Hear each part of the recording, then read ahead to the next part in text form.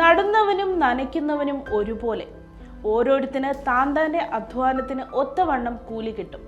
1 കൊരിന്ത്യർ 3:8.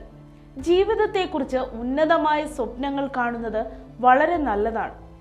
എന്നാൽ ആ സ്വപ്നങ്ങൾ യാഥാർത്ഥ്യമാക്കുന്നതിന് കഠിന പ്രയത്നവും ആവശ്യമാണ്. അധ്വാനിക്കാത്തവന് ഒരിക്കലും സ്വപ്ന സാക്ഷാത്കാരം ഉണ്ടാകില്ല. സ്വപ്നം സഫലമാകുന്നത് അധ്വാനത്തിലൂടെ മാത്രമാണ്. ജീവിതത്തിൽ അധ്വാനത്തിന് പകരമായി മറ്റ് യാതൊന്നുമില്ല. വെറുതെ ആർക്കും ഒന്നും ലഭിക്കില്ല. അഥവാ അങ്ങനെ ലഭിക്കുന്നത് വേണ്ട വിധം പ്രയോജനപ്പെടുകയുമില്ല. ലോട്ടറി അടിക്കുന്നവർക്ക് കിട്ടുന്ന പണം പോലും അവർക്ക് ശരിയായി പ്രയോജനപ്പെടാറില്ല എന്ന് അതേക്കുറിച്ച് നടത്തിയ പഠനം തെളിയിക്കുന്നു. അല്ല, കുറച്ച് പണം കയ്യിലുണ്ടായത് കൊണ്ട് മാത്രം ജീവിതം ധന്യമാവുകയുമില്ല. കഠിനാധ്വാനവും ക്രമീകൃതമായ ജീവിത രീതിയും ധന്യമായ ജീവിതത്തിന് അനിവാര്യമാണ്. അലസത ഒരിക്കലും നമ്മെ ആ അനുഭവത്തിൽ എത്തിക്കുകയില്ല. ഏത് രംഗത്ത് പ്രവർത്തിക്കുന്നവരായിരുന്നാലും അധ്വാനം അനിവാര്യമാണ്.